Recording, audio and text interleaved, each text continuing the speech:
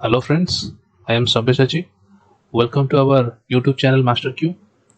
Hope everyone is doing well and preparing well for the examination. If you are new to our channel, then please subscribe our channel and like and share the video. So do not wasting any time. चलନ୍ତୁ start करिबा आजिर class. आज हमर class रहिछि modern Indian history उपरे. मु target करिछि कि एई series रे modern Indian history रो 100+ MCQs important MCQs जोटा कि एग्जाम रे आसुछि से जिनस गुड़ा से क्वेश्चन गुड़ाक आम कवर करवा. ताले डेरी न करी चलो देखिबा आज हमर फर्स्ट क्वेश्चन कोन. The year of the foundation of women's Indian association बा डब्ल्यूआईए को ईयर रे इंडियन वुमेन एसोसिएशन गठन कराइतला. The right answer is option D 1917 1917 रे ना ऑन 8th May 1917 रे वुमेन्स इंडियन एसोसिएशन बा डब्ल्यूआईए गठन कराइतला. एबे जे option number 2 by the act of 1858 India was to be governed. 1858 act हिसाब रे इंडिया कहा द्वारा शासित होइतला. चलो right answer is option B in the name of the crown. बुझिला. एबे जिबा क्वेश्चन नंबर 3 को. The Poona pact 1932 was an agreement between. Poona pact agreement कहा कहा भितर हेतिला. Right answer is option B Gandhi and Ambedkar. Gandhi और आंबेडकर को मध्य रे पुना पैक्ट एग्रीमेंट हेतिला. तले ये एग्रीमेंट ता कोन ना doctor B R. Ambedkar and Mahatma Gandhi को मध्य रे हेतिला.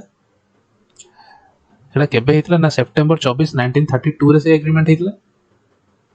सेटा कोठी हेतिला एटा भी पढुची क्वेश्चन रे ना वाडा सेंट्रल जेल पुणे. जेतेबेले महात्मा गांधी आमरण अनशन करथिले से आमरण अनशन को भांगिया पे पुमा पैक्ट एग्रीमेंट ता हेतिला गांधी आंबेडकर को मध्य रे. बुझिला. एबे जिबा क्वेश्चन नंबर 4 को. Who started the first English newspaper in India. प्रथमे इंग्लिश न्यूज़पेपर इंडिया रे के स्टार्ट करतला. ऑप्शन होची सी जे.ए. हाइक. ना बेंगल गैजेट नामक प्रथम इंग्लिश पेपर जे.ए. हाइक 1780 मसिया रे स्टार्ट करतले. एटा पढुची क्वेश्चन ने को English paper Bengal gadget first English paper जोटा कि इंडिया रे स्टार्ट हेतिला 1780 मसिया रे स्टार्ट हेतिला. ताको स्टार्ट करतले जे.ए. हाइक. बुझिला. वर्तमान जीवा question number 5. The first women to become a chief minister of any state in India was.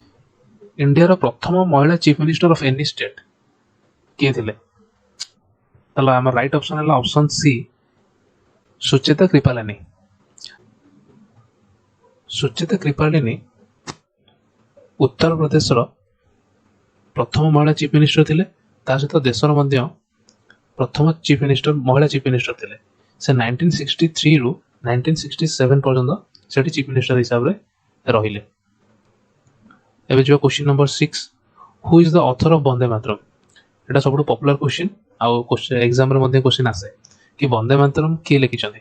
Option C right answer हला ऑप्शन सी बंकिम चंद्र चटर्जी. बंकिम चंद्र चटर्जी वंदे मातरम लिखि छथि.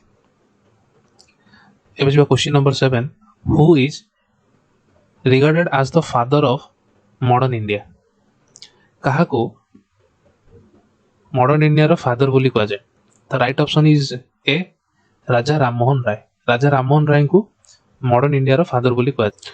Question number 8. The programme of swadeshi and boycott against the partition of Bengal was visualised by. तले Bengal partition समय रे जेतोले स्वदेशी आंदोलन चलिला boycott सेतोले करा गला सेटा को किए विजुअलाइज करथिले बा किए तार सूत्रधर थिले. आंसर होच ऑप्शन सी अरविंद घोष. अरविंद घोष थिले स्वदेशी मूवमेंट रो सूत्रधर. Who declared swaraj is my birth right and I shall have it. तो यार राइट आंसर होची बाल गंगाधर तिलक.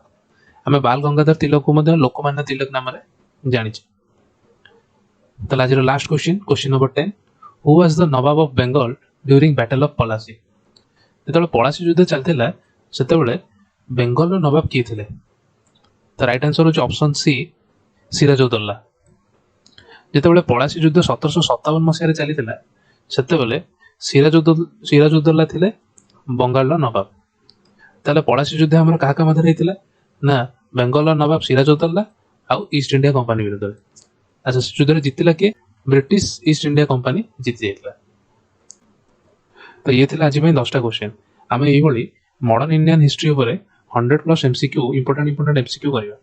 आई होप भिडियोटी समस्त भल लगी जदि भिडियोटी भल लगी भिडियोटी को लाइक करूँ अधिक अधिक मात्रा शेयर करूँ आ चैनल को सब्सक्राइब करने जमा भी भूलिए।